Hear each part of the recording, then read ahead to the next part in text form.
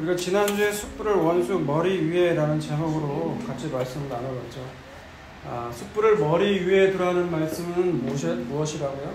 원수가 배고프면 먹을 거를 주고 목마르면 마실 거를 주라는 거예요. 저는 이 말씀을 읽다가 이건 제가 할 수 있을 것 같아요. 원수가 배고프면 마실 걸 줘요. 그리고 목마르면 먹을 걸 줘요. 이건 제가 할 수 있겠더라고요. 근데 성경의 이런 말씀들은요, 문자 그대로 도덕적으로 윤리적으로 이렇게 해야 된다는 것을 얘기하고 있는 게 아니에요. 하나님의 말씀은요, 하나님께서 이루시는 거예요. 사실 말씀을 보면서 그 말씀대로 우리가 행할 수 없는 우리의 그 연약함, 무능력함, 무기력함을 알고 우리가 하나님께 더 의지하라는 거예요. 박영성 목사님은 그걸 신앙의 성숙이라고 하시더라고요. 신앙이 성숙된다는 건 내가 할 수 없음을 알고 하나님께 점점 의탁하게 하는 거, 의지하는 거. 하나님 한 분 외에는 의지할 분이 없다라는 거예요. 여러분, 그게 말이 쉽죠? 그 과정이 진짜 힘들어요. 하나님 한 분 외에 의지할 리가 없다라는 건 나머지 사람들을 의지 없게 만든다는 거예요. 여러분이 의지하고 있는 게 물질이면 물질, 인간관계면 인간관계, 전부 다 끊어지는 거거든요. 근데 그 과정이 힘들어요. 사실 쉽지가 않아요. 내가 사랑하는 아들이나 딸, 아내, 부모님, 그런 모든 관계로부터 다 낭패와 실망을 겪게 만드신다는 거예요. 그 안에 누구만 있도록? 하나님만 계시도록. 그래서 이 말씀, 숯불을 원수 위에 두라는 말씀은 그래서 어떤 말씀이라고 했어요? 이 말씀은 그냥 먹을 거, 마실 거 주라는 말씀이 아니에요. 물론 육체적인 그런 양식, 육의 양식도 줘야겠죠. 물과 빵도 줘야겠죠. 하지만 제일 중요한 건 뭐예요? 복음을 전하라는 거예요. 복음을 전하라는 거예요. 그것이 바로 숯불을 원수의 머리 위에 둔다는 것이죠. 그 복음을 전하게 되면 어떻게 돼요? 그럼 그 원수가 그 복음을 듣고 회개하게 된다는 거예요. 내가 어떻게 그동안 어떤 인생을 살아왔는지, 이 사람에게 내가 그렇게 악으로 대했는데 이 사람은 나에게 선으로 대하는구나. 그 사람이 깨지는 거거든요. 복음을 깨지게 만든다는 거예요. 근데 반대로 복음을 안 받아들이면 어떻게 돼요? 그럼 그 사람에게 임할 하나님의 진노를 쌓는 거죠. 그거를 숯불을 원수 머리 위에 둔다라고 표현한다는 거예요. 네. 자, 이제 오늘 말씀은요. 자, 1절, 바로 말씀 1절 읽겠습니다. 시작. 자주 책망을 받으면서도 목이 굳은 사람은 갑자기 패망을 당하고 피하짐을 가리라. 1절에서 목이 곧은 사람이라는 제목으로 나오게요. 목이 곧은 사람은 어떤 사람이라고요? 책망을 받으면서도 그 책망을 듣지 않는 거예요. 여러분, 책망이라는 것이 쉽게 얘기해서 싫은 소리 하는 거예요. 잔소리 하는 거예요. 그 소리를 듣기 싫어하는 거예요. 그런 자는 어떻게 된다고요? 갑자기 패망을 당하고 절대 피할 수 없다라는 거예요. 망할 수밖에 없다라는 거예요. 여러분, 이런 사람이 바로 성경에서 완악하고 완고한 사람이라는 거죠. 이런 자는 갑작스럽게 패망하게 된다는 거예요. 그리고 이런 목이 곧은 사람이 어떤 사람이냐? 그거를 2절에서 8절까지 쭉 소개하고 있어요. 그걸 나중에 구체적으로 우리가 보게 될 거예요. 자, 이 1절 말씀을 딱 들으면 여러분 어떤 생각이 드세요? 내가 어떻게 살아야겠다는 생각이 드세요? 아무런 생각이 없어요? 1절의 말씀을 보면 내가 진짜 목이 곧은가? 내가 이런 책망의 말을 들을 때 나는 어떻게 하지? 이렇게 살면 안 되겠구나. 말을 들어야지. 하나님의 말씀을 들어야지 라고 생각이 들 거예요. 나를 돌아보고. 그런데 들을수록 내 안에서 사실 책망과 이 싫은 소리, 잔소리는요, 내 안에서 사실 어떤 마음이에요? 기쁨이 아니라 짜증이거든요. 싫어요. 아무리 훌륭한 분도 계속 좋은 소리도 한두 번이지 여러 번 하면 어떻게 돼요? 짜증나잖아요. 그러니까 우리 안에 그런 마음들이 있다라는 거예요. 그럼 이스라엘은 다를까요? 이스라엘의 역사 가운데 왜 하나님이 목이 곧은 백성이라고 하는지 그 역사를 통해서 그 모습을 보려고 해요. 출애굽기 32장을 볼까요? 출애굽기 32장 7절에서 9절까지 읽겠습니다. 시작. 여호와께서 모세에게 이르시되 너는 내려가라. 내가 애굽 땅에서 인도하여 낸 내 백성이 부패하였도다. 그들이 내가 그들에게 명령한 길을 속히 떠나 자기를 그들을 위하여 송아지를 구워 만들고 그것을 예배하며 그것에게 제물을 드리며 말하기를 이스라엘아 이는 너희를 애굽 땅에서 인도하여 낸 너희 신이라 하였도다. 여호와께서 또 모세에게 이르시되 내가 이 백성을 보니 목이 뻣뻣한 백성이로다. 네, 출애굽기 32장을 보게 되면 모세가 시내산에 올라가서 하나님께 처음 두 돌판을 받고 있는 사이에 그 산 아래에서는 지금 뭔 짓을 하고 있는 거예요? 금송아지. 네, 금송아지를 만들고 우상 숭배하면서 놀고 뛰놀며 먹고 있어요. 여러분 이스라엘이 어떻게 출애굽을 했어요? 그 예수. 하나님이 10가지 재앙을 내리시고 어린 양의 피로 구원해낸 백성 아니에요? 어린 양의 피로 구원해시고 그 후에는 홍해를 건너가게 하시고 그 광야에서 마실 물과 꼭 먹을 거리들 만나와 외출하기도 주시잖아요. 그리고 눈에 보이는 구름 기둥과 불 기둥으로 인도하셨다라는 거예요. 그렇게 인도하신 하나님인데 지금 이스라엘이 어떻게 해요? 모세가 잠깐 그 올라가는 그 기간 동안에 우상을 만들더라는 거예요. 여러분 이 모습을 보면 우리가 어떤 걸 알 수 있어요? 아무리 신비하고 놀랍고 기적적인 걸 경험해도 인간은 하나님을 찾지 않더라는 거예요. 하나님은 누굴 찾게 돼 있다? 인간은 자기를 위해서 우상을 만들게 돼 있더라는 거예요. 여러분이 기도해서 기도하는 그 제목 소원 다 들어줬어요. 하나님. 그렇죠? 막 병 낫고 막 건강해지고 막 원하는 것 다 들어줬단 말이에요. 그러면 그 사람이 하나님 잘 섬길까요? 아니요. 하나님 잘 믿을까요? 아니요. 여러분 신앙이라는 건 신앙의 대상이 중요해요. 내가 신앙의 그 기도의 제목이 더 중요해요. 신앙이라는 건 대상이에요. 내가 뭘 믿고 있냐는 거예요. 누구를 믿고 있냐는 거예요. 흔히들 착각하는데 내가 기도하는 제목이 이루어질 거라고 믿습니다 하면 그건 신앙일까요? 최면일까요? 최면. 그건 최면이에요. 많이들 신앙과 최면을 헷갈려라 하더라는 거죠. 신앙이라는 건 하나님이 어떤 분이신지를 안다는 거예요. 그분이 어떤 약속을 했는지 안다는 거예요. 그러면 어떤 결과가 나오든 신앙이라는 건 하나님을 원망하지 않아요. 불평하지 않아요. 근데 그 과정을 보여주는 게 지금 이스라엘이거든요. 이스라엘은 지금 어떻게 해요? 이스라엘은 지금 산 아래에서 우상을 만들더라는 거예요. 그 하나님 까맣게 있고. 여러분 이것이 바로 목이 뻣뻣한 백성이라고 지금 모세가 얘기하고 있다는 거죠.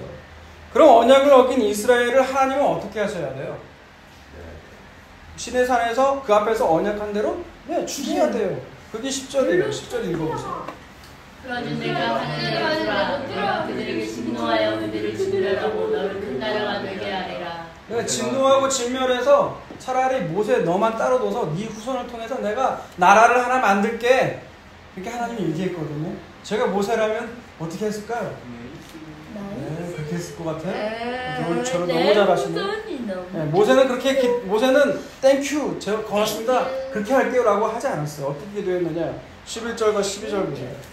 모세가 의하는 여호와께 구하여 여호와여 어찌하여 그 큰 권능과 강한 손으로 애굽 땅에서 인도하여 내신 주의 백성에게 진노하시나이까.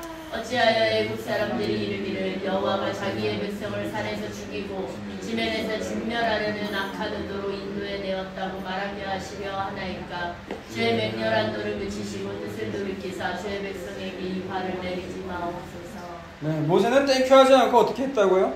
하나님한테 기도를 했어요. 어떻게? 이 백성을 이곳에서 진멸하게 되면 사람들이 하나님을 뭐라고 생각하겠냐는 거예요. 당신의 이름이 더럽혀진다는 거죠. 하나님의 이름을 생각해서라도 하나님 진멸하지 말아주세요라고 했다는 거예요. 그리고 어떻게 기도하냐? 13절 보세요. 주의 종 아브라함과 이삭과 이스라엘을 기억하소서. 주께서 그들을 위하여 주를 가리켜 맹세하여 이르시기를 내가 너희의 자손을 하늘의 별처럼 많게 하고 내가 허락한 이 온 땅을 너희의 자손에게 주어 영원한 기업이 되게 하리라 하셨나이다. 여호와께서 뜻을 돌이키사 말씀하시라를 그 백성에게 내리지 아니하시리라. 네, 13절에 보면 어떻게 돼요? 아브라함과 이삭과 야곱에게, 야곱이 이스라엘이죠, 하신 그 언약을 생각해달라는 거예요. 여러분 모세는 하나님이 진짜로 그렇게 하실 거라고 생각하지 않았어요. 왜? 모세는 하나님이 어떤 분이신지 눈으로도 보고 귀로도 안 사람이 누구예요? 유일하게 모세거든요.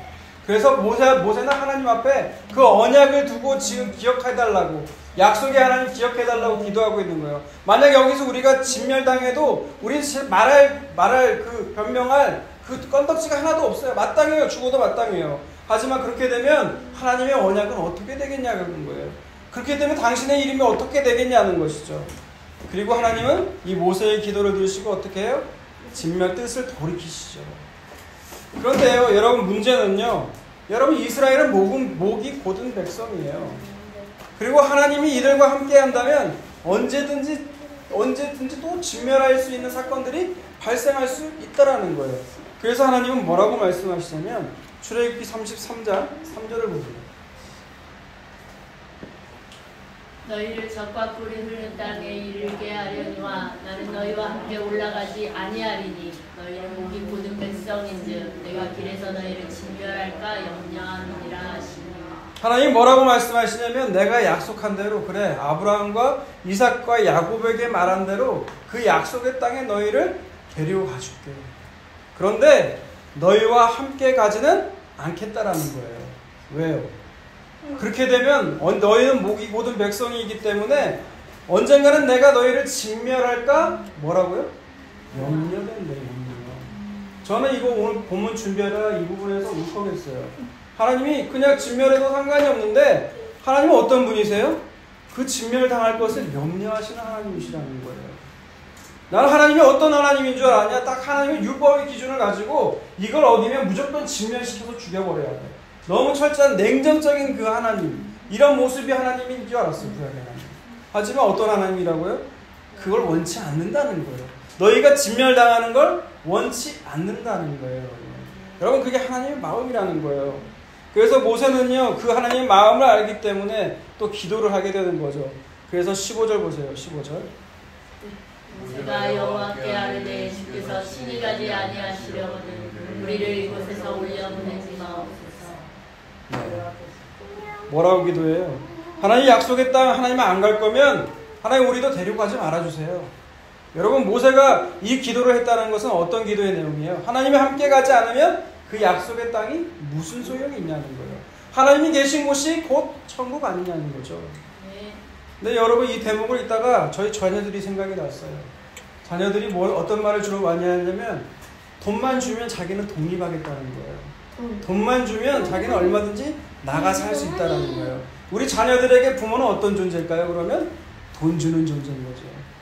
돈 주는 존재잖아요. 근데 그 이스라엘은 어떻게 해요? 하나님의 마음을 알았다라는 거예요. 하나님의 마음을 알았다는 거예요. 자, 그러자 모세가 하나님이 모세의 기도를 듣고 어떻게 하세요? 같이 가겠다고 17절에서 얘기하고 있죠. 자, 이제 그로부터 이제 광야 40년이 이제 지났어요. 이제 광야 40년이 지나고 가나안을 앞두고 모세는 이제 모압 평야에서 죽기 직전에 이제 언약을 갱신하면서 쓴 책이 있죠. 그게 무슨 책이에요? 네, 그게 신명기예요. 신명기 9장을 보세요. 신명기 9장 5절과 6절을 볼게요. 그 땅을 살지 않은 내 공의로 말미암음도 아니며 내 마음이 정직함으로 말미암음도 아니며 이 민족들이 악함으로 말미암아 내 하나님 여호와께서 그들을 내 앞에서 쫓아내시니라. 여호와께서 이같이 하심은 내 조상 아브라함과 이삭과 야곱에게 하심에 그들을 이루려 하심이니라.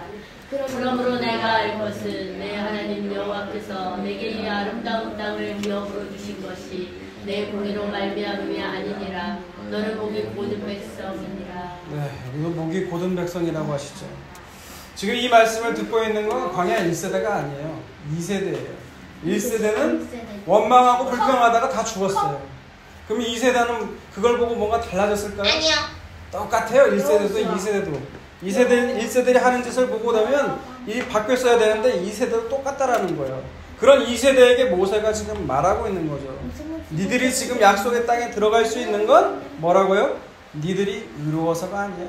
정직해서가 아니야. 하나님 말씀에 순종해서 그런 게 아니야 라는 거예요. 이 땅에 살고 있던 그 가나안 원주민들의 그 악함이 때가 차서 가득 찼기 때문에 이들을 쫓아내고 아브라함과 이삭과 야곱에게 말씀하셨던 그 땅을 너희에게 지금 주는 것 뿐이라는 거예요. 그러니까 네가 의로워서 그런 거 아니라는 거죠. 이건 약속했기 때문에 내가 그 약속을 이루는 거라는 거예요. 여러분 이게 구원이라는 거예요. 제가 처음에 힘들었던 것들이 뭐였던 거였냐면 내가 예수를 믿는데도 왜 나는 이따인가? 나는 왜 이렇게 바뀌지 않나? 이게 너무 힘들었어요. 그런데 여러분 흔들리지 않는 건 뭐예요? 흔들리지 않는 건 하나님의 약속이거든요. 너는 은혜로 구원받은 자라는 거예요. 그게 우리의 출발점이라는 거예요. 근데 우리가 말씀대로 살지 않을 때마다 어떻게 돼요? 우리는 그 연약함을 하나님께 의지해야 된다는 거예요. 의지해야 된다는 거. 나는 하나님 한 글자 말도 내 혈과 육대로 내가 지킬 수가 없거든요. 그래서 당신을만 바라보겠습니다. 하나님의 약속을 하나님이 이루시니까요. 그게 신앙의 성숙이라고요. 신앙의 성숙. 자, 그리고 나서 출애굽기 32장 사건을 이제 신명기 9장 7절에서 12절까지 쭉 언급을 해요. 그리고 나서 13절 한번 읽어볼까요? 13절.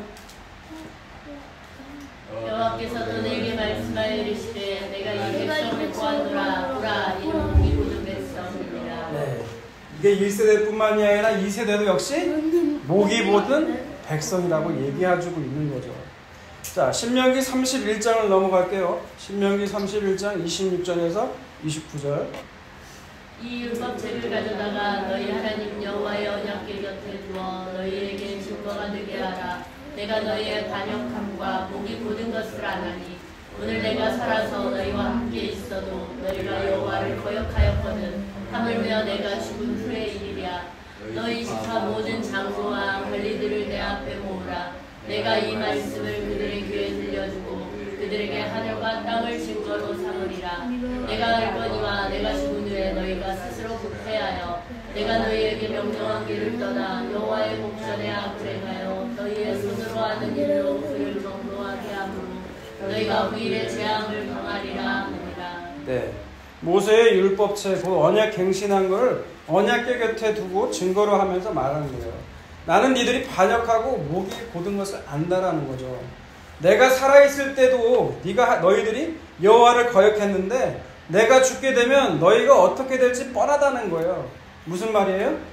니들이 약속의 땅에 들어가겠지만 목이 곧은 백성이기 때문에 하나님 말씀에 불순종하고 거역할 것을 안다는 거예요. 그때는 이 율법이 증거가 돼서 너희들에게 재앙이 내리게 될 걸 알라는 거예요.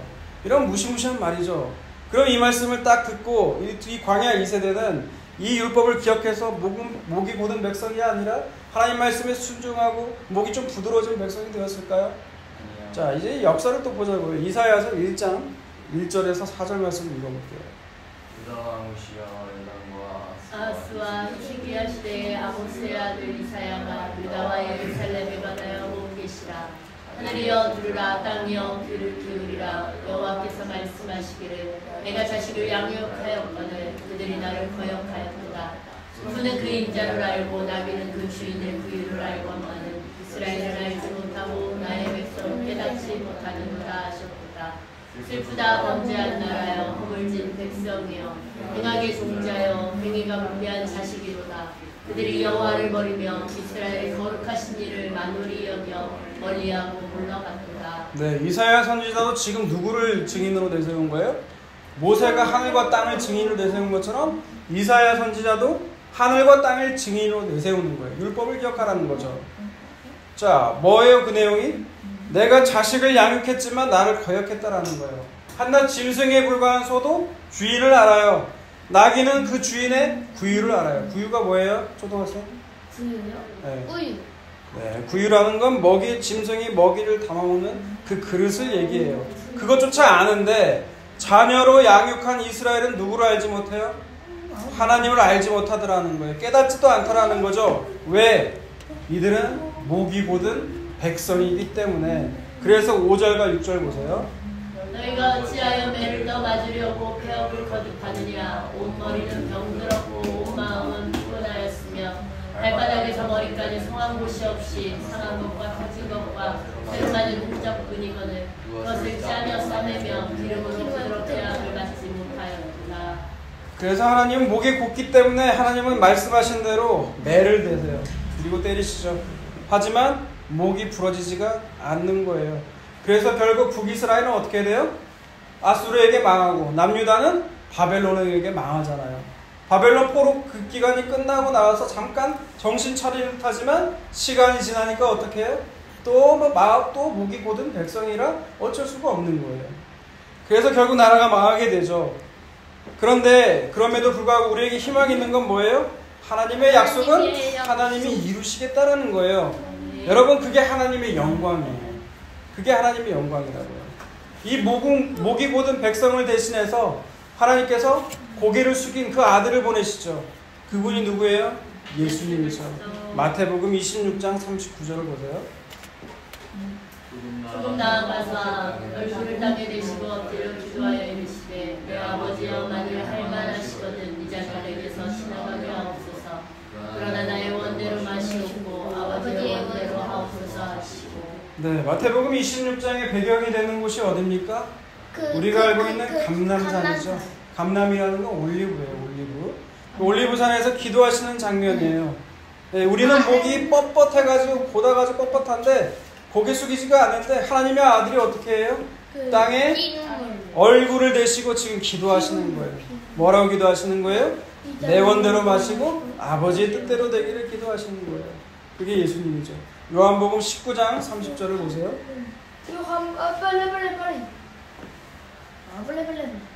예수께서 신 포도주를 받으신 후에 이르시되 다 이루었다 하시고 머리를 숙이니 영혼이 떠나가시니라. 예, 예수님께서 신 포도주를 드신 후 다 이뤘다고 말씀하시고 나서 어떻게 하셨다고요? 사라졌어요. 머리를 숙이니 영혼이 떠나갔다라는 거예요. 여러분, 이 말을 이 후반부의 구절을 보면서 이상한 점 안 드셨어요? 계속 머리를 논리적으로 가면 어떻게 해야 돼요? 머리를 숙이면 여러분 영혼이 떠나가나요? 아니요. 머리 숙여보세요. 영혼이 떠나가나요? 네. 논리적으로 하면 어떻게 해야 돼요? 졸려요. 영혼이 떠나가야 아니요. 고개가 꺾여지는 거예요. 인간은 죽어야 고개가 꺾여져요. 네. 그런데 예수님은 어떻게 해야 돼요? 스스로 머리를 숙이셨다는 거예요. 머리를 숙이시니 영혼이 떠나가셨다는 거죠. 우리를 대신해서 목이를 숙이셨다는 거예요. 고개를 꺾으셨다는 거예요. 목이보다 뻣뻣한 우리를 대신해서 죄 없으신 하나님의 아들이 십자가에서 지금 머리를 숙이시는 거예요. 그렇게 죽으심으로 우리에게 뭐를 주시는 거예요? 성령님을 우리에게 주시는 거죠. 그래서 성령이 임한 사람은 그제서야 내가 목이 곧은 자임을 깨닫는 거예요. 하지만 그렇지 않은 자들은 어떻게 되죠? 오히려 그런 복음을 전하는 자들을 돌로 쳐 죽이죠. 완악한 자죠. 그게 누구였어요? 신약의 스데반 집사님이 그러셨죠. 스데반 집사님. 예, 사도행전 7장을 볼까요? 사도행전 7장 51절 53절 읽습니다. 시작. 목이 곱고 마음과 귀에 은혜를 받지 못한 사람들아 너희도 너희 조상과 같이 항상 성령을 거스르는도다. 너희 조상들이 선지자들 중에 누구를 박해하지 아니하였느냐. 의인이 오시리라 예고한 자들을 그들이 죽였고 이제 너희는 그 의인을 잡아준 자여 살인한 자가 되나니 너희는 천사가 전한 율법을 받고도 지키지 아니하였도다 하니라. 여러분, 스데반 집사를 왜 돌로 쳐 죽여요? 스데반 집사가 뭐라고 말을 했죠? 하나님은 하나님의 손에 지은 이 성전에 계시지 않는다고 했죠. 이전에 계시지 않는다고 했죠. 그걸 이사야 선지자 말을 인용하면서 하는 말이 뭐예요? 너희는 목이 굳고 마음과 귀에 할례를 받지 못한 백성이라는 거예요. 너희가 너희 조상과 같이 항상 성령을 거스른다고 얘기하고 있는 거예요. 너희 조상들이 의인이 오리라고 한 그 선지자를 박해하고 선지자가 말한 의인이 왔는데 그게 누구예요? 예수님이죠. 니들이 잡아 죽였다고 말하니까 스데반 집사를 어떻게 해요? 돌로 쳐 죽이더라는 거죠. 예, 목이 보든 백성은 복음을 들으면 어떻게 된다고요? 그 복음이 너무 싫은 거예요. 그런데 바울을 보세요. 바울도 처음엔 예수 믿는 자를 잡아 죽였죠. 그리고 율법으로는 흠이 없는 자였어요. 그런데 성령이 임하고 예수님을 만나게 되니까 어떻게 고백해요? 내가 바로 죄인 중에 괴수라고 고백하잖아요. 그래서 여러분, 하나님은 지금 우리가 살고 있는 지금 이 순간, 이 역사 속에서 어떤 일을 행하시는가? 하나님의 자녀로 택한 하나님의 백성들, 하나님의 자녀들의 목을 쳐서 부드럽게 하신다는 거예요. 쉽게 얘기해서 우리의 그 자존심. 저희가 자존심이 굉장히 있거든요. 그 자존심을 부러뜨리는 일을 하더라는 거예요. 제 자존심가 그래서 친구가 없어요. 친구가 없는데 그 친구가 없으니까 어떻게 해요? 우리 가족들을 통해서라도 역사하시더라는 거죠. 그 자존심을 부러뜨리기 위해서. 자, 이제 그런 목이 곧은 자를 어떻게 하나님이 쳐서 부드럽게 하시는지 그 목이 곧은 자의 구체적인 모습을 오늘 잠언에서 보고 마칠게요. 자, 본문 보세요. 29장 2절 읽습니다. 시작. 의인이 많아지면 불쌍히 즐거워하고 악인이 권세를 잡으면 불쌍히 탄식하느니라. 네, 여러분 의인은 어떤 사람이에요? 그 좋은 사람. 하나님이 목을 쳐서 목이 뻣뻣한 자가 아니라 목이 꺾여진 자. 바로 겸손한 자죠. 겸손할 수밖에 없으니까 이런 자들이 많아지면 사람들이 어때요? 즐거워하죠. 여러분 겸손한 사람, 미워한 사람 본 적 없어요. 겸손하면 사람들 참 좋아한다는 거죠. 근데 반대로 목에 힘을 주는 사람들 있죠. 목이 뻣뻣한 악인들은 권세를 잡으면 어떻게 돼요? 사람들은 탄식할 수밖에 없죠. 네, 3절 보세요. 3절.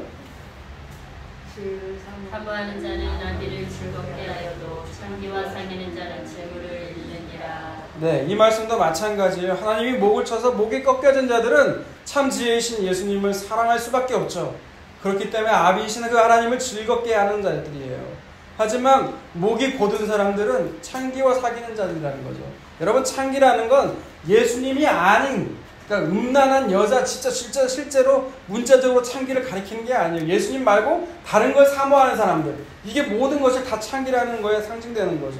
이들은 재물을 잃을 뿐만이 아니라 또 창기와 사귀지 말고 지혜를 사모하라는 책망을 듣지 않았기 때문에 패망하게 된다는 거예요. 4절.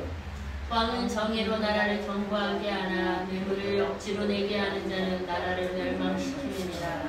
네, 하나님이 목을 쳐서 꺾여진 왕은 하나님의 말씀으로 나라를 다스리기 때문에 그 나라는 견고할 수밖에 없죠. 하지만 목이 곧은 자, 곧 뇌물을 억지로 내게 하는 자는 그 나라를 유지하기 위해서 억지로 뇌물을 내게 해도 결국은 망할 수밖에 없다라는 거예요. 왜요? 하나님 나라는 뇌물이 통하지 않는 나라예요. 하나님의 나라는 긍휼과 공의로 세워지는 나라라는 거죠. 이 견고한 나라는 목이 곧은 백성들은 들어갈 수가 없어요. 그렇기 때문에 하나님은 이 시대에서 우리가 살고 있는 동안 목을 치셔야만 돼요. 그래야 목이 뻣뻣한 목이 고개를 꺾여지니까요. 그래야 하나님 나라 들어갈 수 있으니까요. 자, 5절 보세요. 5절. 이웃에게 아첨하는 것은 그의 발 앞에 그물을 치는 것이니라. 예, 여러분 물어볼게요. 왜 이웃에게 아첨할까요? 아첨한다는 게 좋은 말 한다는 거잖아요. 실제 안 그러는데 그냥 하는 거잖아요. 왜 그래요? 그냥 뭔가 그 사람에게 받아낼 게 있으니까. 그 사람에게 받아낼 것이 없으면 유익이 없는데 못 올라 아첨해요. 뭔가 내게로 떨어질 똘꼬물이 있으니까 아첨하는 거잖아요. 그죠? 이런 자는 그 발 앞에 그물을 치는 것이라는 거예요. 이 말은 뭐예요? 아첨해서 결국 이용할 생각밖에 없다라는 거예요. 이런 사람이 어떤 사람이라고요? 목이 곧은 사람이라는 거예요. 그런데 잠언 28장 23절을 보면 안 찾을게요. 하나님께서 목을 쳐 목이 꺾여진 그 겸손한 사람을 아첨하지 않아요. 하나님 말씀으로 책망을 한다는 거죠. 그런 자들은 비록 지금 당장은 미움을 받지만 결국에는 알게 돼서 사랑을 받게 된다는 거예요. 자, 6절 봅니다. 6절.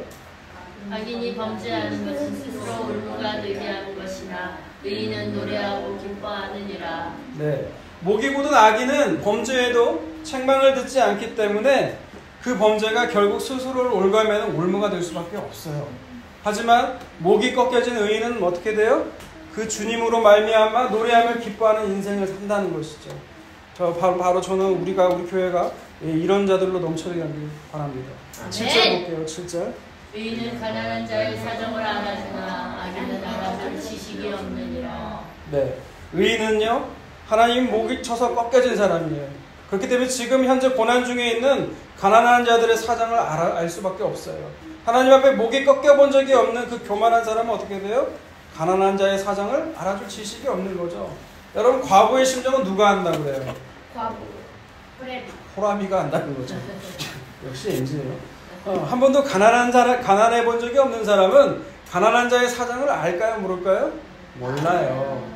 마찬가지로 늘 건강했던 사람은 아픈 사람 심정을 알아요? 몰라요? 몰라요. 그렇기 때문에 하나님은 이 역사 가운데 우리를 가난하게 하세요. 아프게 하세요. 그래야 하니까요.